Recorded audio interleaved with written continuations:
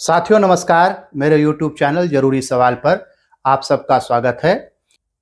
इटावा की घटना से एक बार फिर से यह साबित हो गया है कि सनातन धर्म गैर बराबरी के सिद्धांत पर टिका हुआ है। इस परंपरा में अनेक काम जाति के आधार पर पहले से ही निश्चित कर दिए गए हैं। कौन व्यक्ति कौन से काम कर सकता है और कौन से काम नहीं कर सकता, यह जन्म की घटना या दुर्घटना के आधार पर तय हो जाता है। सनातन धर्म के गैर बराबरी वाले सिद्धांत में मेरिट के लिए कोई जगह नहीं है। यह बात केवल मैं नहीं कह रहा हूं, यह बात केवल डॉक्टर अंबेडकर ने नहीं कही, यह बात ज्योतिष पीठ के शंकराचार्य अभिमुक्तेश्वरानंद सरस्वती भी कह रहे हैं। इस वीडियो में मैं आपको शंकराचार्य के इंटरव्यू की कुछ क्लिपिंग्स दिखाता चलूंगा और उनमें व्यक्त किए गए विचारों पर अपनी टिप्पणी भी करूंगा। इटावा में घटी उस घटना में उभरने वाला मुख्य सवाल यह है कि भारत में नागरिकों को किसी काम को करने का अधिकार संविधान के आधार पर मिलेगा या मनुस्मृति और अन्य धर्म शास्त्रों के अनुसार। शंकराचार्य का कहना है कि काम करने का अधिकार संविधान के अनुसार नहीं बल्कि धर्म शास्त्रों के अनुसार मिलना चाहिए। हम जानते हैं कि कहानियां सुनाना एक व्यवसाय है, एक धंधा है। शंकराचार्य का मत है कि धंधा करने का अधिकार जाति के आधार पर मिला हुआ है, न कि मेरिट के आधार पर। उनका मत है कि अगर किसी हिंदू के पास कथा कहने की मेरिट है तो हिंदू शास्त्रों के नियमानुसार उस हिंदू को कथा सुनाने का व्यवसाय करने का अधिकार जाति के आधार पर सीमित या असीमित रूप से प्राप्त है। शंकराचार्य के अनुसार कथा कहने का व्यवसाय करने का अधिकार ग्रेडेड है। वर्ण व्यवस्था में ऊपर के स्थान पर पैदा होने वाले लोगों को कथा कहने का पूरा अधिकार है, जबकि वर्ण व्यवस्था के नीचे स्थान पर पैदा होने वाले लोगों को इसका सीमित अधिकार है। उनके अनुसार यह अधिकार मेरिट से नहीं, जाति से तय होता है। उन्होंने बताया कि यादव या जाटव अपने घर में तो कथा कह सकते हैं, लेकिन वे सार्वजनिक तौर पर कथा नहीं कह सकते। उन्होंने आगे समझाया कि किसी यादव या जाटव के घर में कथा सुनने वाले उन्हीं की जाति के लोग होंगे, इसलिए वे घर में तो कथा कह सकते हैं, लेकिन जब कथा सबको सुनानी हो तब यह अधिकार केवल ब्राह्मण को ही प्राप्त है। डॉक्टर अंबेडकर ने अपनी किताब एनिहिलेशन ऑफ कास्ट में लिखा है कि वर्ण व्यवस्था एक 4 मंजिला मकान है जिसमें सीढ़ियां नहीं है। जो व्यक्ति इस मकान की जिस मंजिल पर पैदा हो गया वह ना तो अपने से ऊपर वाली मंजिल में जा सकता है और ना ही अपने से नीचे वाली मंजिल में आ सकता है। अपने पूरे जीवन उस व्यक्ति को मिलने वाले विशेष अधिकार या अपमान इस बात से तय होते हैं कि वह व्यक्ति इस 4 मंजिला मकान की कौन सी मंजिल पर पैदा हुआ, न कि इस बात से कि उसने अपनी मेहनत से क्या हासिल किया। उत्तर प्रदेश के इटावा में यादव जाति के एक व्यक्ति को सबके सामने अपमानित किए जाने की घटना सामने आई है। मुकुटमणि सिंह यादव नाम के कथावाचक की जाति का पता चलने के बाद यजमान और अन्य लोगों ने उन्हें बुरी तरह से अपमानित किया। इस घटना के बारे में आपको विस्तार से खबरें अनेक स्रोतों से मिल जाएंगी। इस वीडियो में मैं इस घटना पर शंकराचार्य द्वारा व्यक्त की गई राय पर अपनी संक्षिप्त टिप्पणी करूंगा। उनके इंटरव्यू के टुकड़े जिन स्रोतों से लिए गए हैं उनके लिंक नीचे डिस्क्रिप्शन में दिए गए हैं। अपनी टिप्पणी के लिए मैंने 2 वीडियो क्लिपिंग्स को आधार बनाया है। ये वीडियो क्लिपिंग्स यूपी आज तक और ANI से साभार ली गई हैं। इन चैनल्स ने इटावा की घटना के बाद शंकराचार्य का साक्षात्कार लिया। इन वीडियो क्लिपिंग्स में शंकराचार्य द्वारा व्यक्त किए गए विचार रूढ़िवादी होने के साथ साथ संविधान विरोधी भी हैं। अब आप शंकराचार्य के इंटरव्यू की पहली क्लिपिंग सुनिए।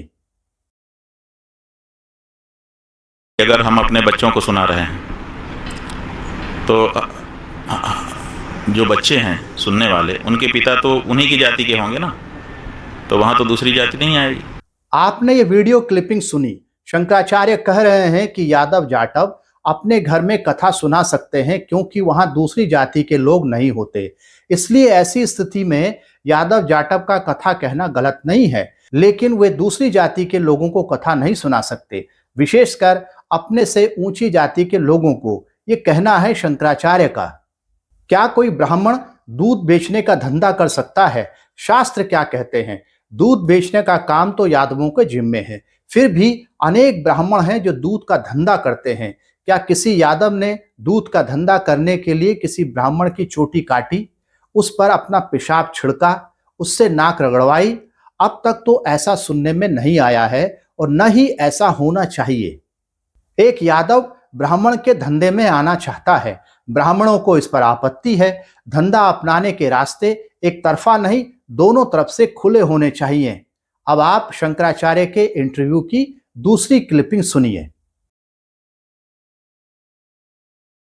लेकिन जब हम सार्वजनिक रूप से सब जातियों को सुनाने के लिए आते हैं कि हम सब जाति को सुनाएंगे, तो सब जाति को सुनाने के लिए सब अर्ह नहीं हैं, शास्त्र की मर्यादा है। तो ऐसी परिस्थिति में सब जाति को सुनाने का जो अधिकार है वो केवल ब्राह्मण को है।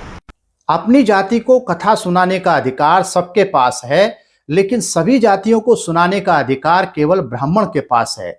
यानी ज्यादा सम्मान और ज्यादा पैसा कमाने पर ब्राह्मण का एकाधिकार है, ऐसी शास्त्र की मर्यादा है। ये कहना है शंकराचार्य का। डॉक्टर अंबेडकर ने अपनी किताब कास्ट इन इंडिया में लिखा है कि अ कास्ट इज एनक्लोज्ड क्लास। दूध बेचने से एक क्लास बनती है, कथा कहने से एक अन्य क्लास बनती है। शंकराचार्य के अनुसार दूध बेचने वाला और कथा कहने वाला अपनी क्लास नहीं बदल सकते। वैसे तो क्लास का विचार तरल होता है, तरल माना जाता है, लेकिन शंकराचार्य उसे ठोस कह रहे हैं।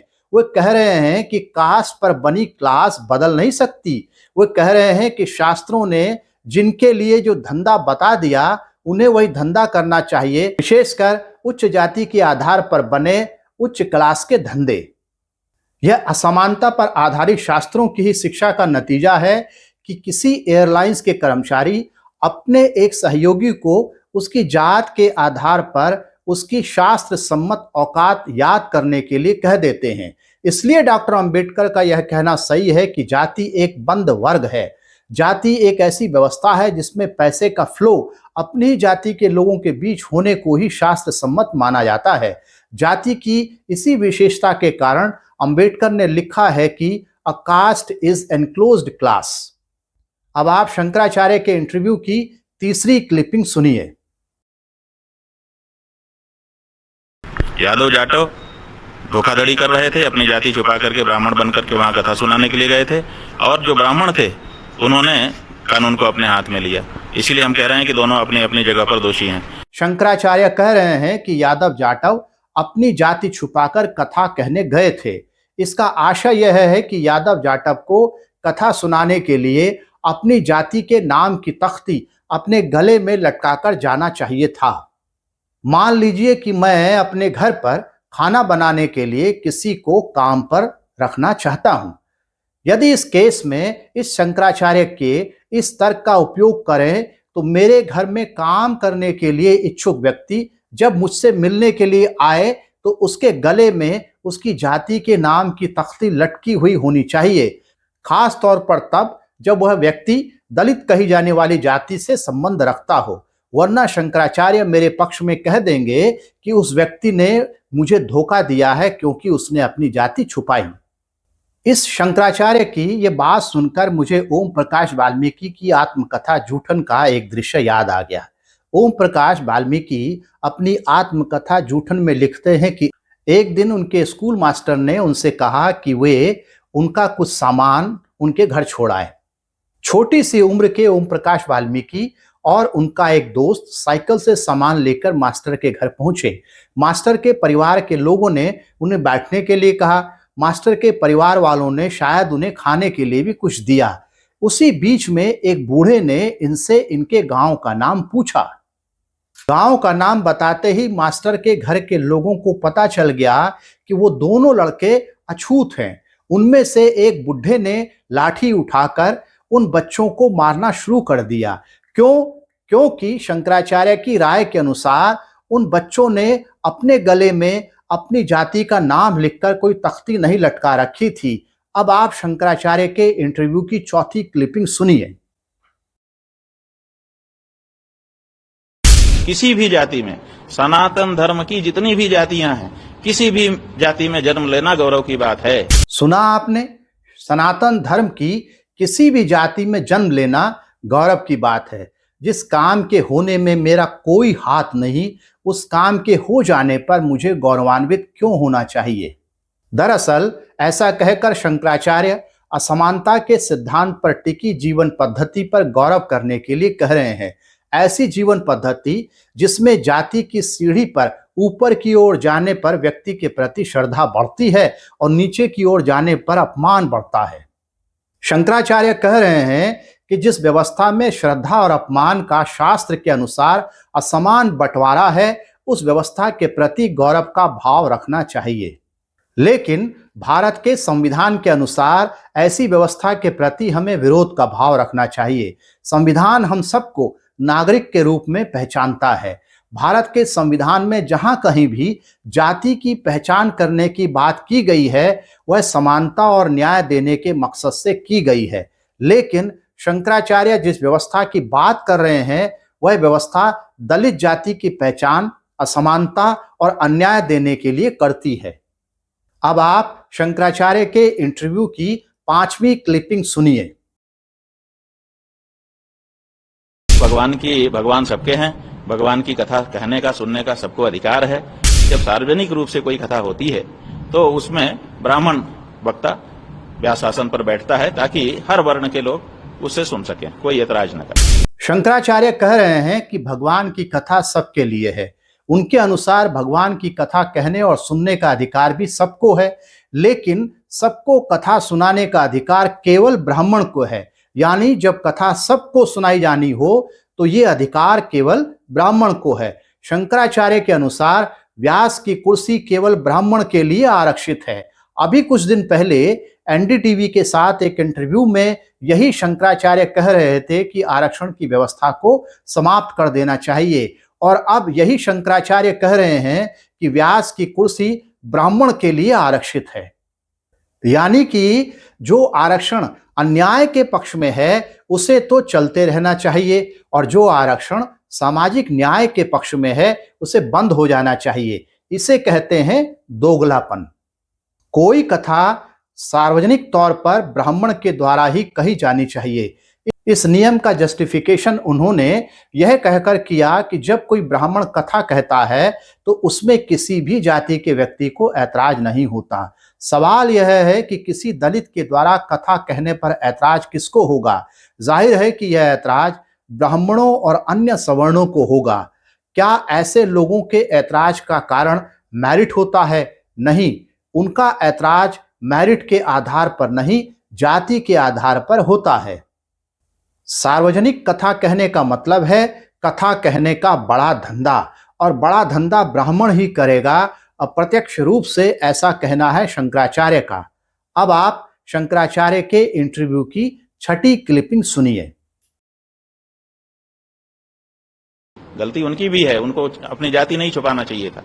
कथा कहने के लिए हिंदू होना ही महत्वपूर्ण नहीं है, ब्राह्मण होना महत्वपूर्ण है। अगर कथा कहने की मेरिट महत्वपूर्ण होती तो शंकराचार्य जाति छुपाने की बात ही नहीं करते। लेकिन उनके लिए मेरिट का महत्व नहीं है, उनके लिए जाति का महत्व है। अब आप शंकराचार्य के इंटरव्यू की 7वीं क्लिपिंग सुनिए। किसी भी जाति में, सनातन धर्म की जितनी भी जातियां हैं, किसी भी जाति में जन्म लेना गौरव की बात है। क्यों? क्योंकि सीधे भगवान के द्वारा 4 वर्ण जो बनाए गए हैं वो सीधे भगवान की रचना है, उन्हीं के अंगों से उनकी कल्पना की गई है। इसलिए हम जब एक ही परमात्मा के अंग हैं तो हमको इस बात का गौरव होना चाहिए। शंकराचार्य कह रहे हैं कि 4 वर्ण भगवान की रचना है, यानी 4 वर्ण मनुष्य या मनुष्यों के किसी समूह की देन नहीं है। शंकराचार्य वर्णों को दैवीय रचना बता रहे हैं। उनके अनुसार हर वर्ण का व्यक्ति भगवान के ही अंगों से पैदा हुआ है। सवाल यह है कि क्या शंकराचार्य अपनी मां का नाम जानते होंगे? क्या शंकराचार्य अपने पिता का नाम जानते होंगे? वर्ण व्यवस्था के अनुसार मैं ब्रह्मा की भुजा से पैदा हुआ माना जा सकता हूं। क्या मैं किसी सरकारी दफ्तर में जाकर कह सकता हूं कि मैं अपने माता पिता के यौनिक मिलन के कारण नहीं बल्कि ब्रह्मा की भुजा से पैदा हुआ हूं? अगर मैं ऐसा कहता हूं तो मुझे पूरा विश्वास है कि दफ्तर का क्लर्क मुझे पागल समझकर इग्नोर करेगा। शंकराचार्य इस तरह की बातें करके अन्यायपूर्ण व्यवस्था के पक्षधर बनकर खड़े हैं। लोग इन्हें जगत गुरु कहते हैं, लेकिन इनकी बातें सुनकर तो लग रहा है कि ये नर्सरी टीचर बनने के लायक भी नहीं हैं। नमस्कार, मैं वीरेंद्र सिंह रावत।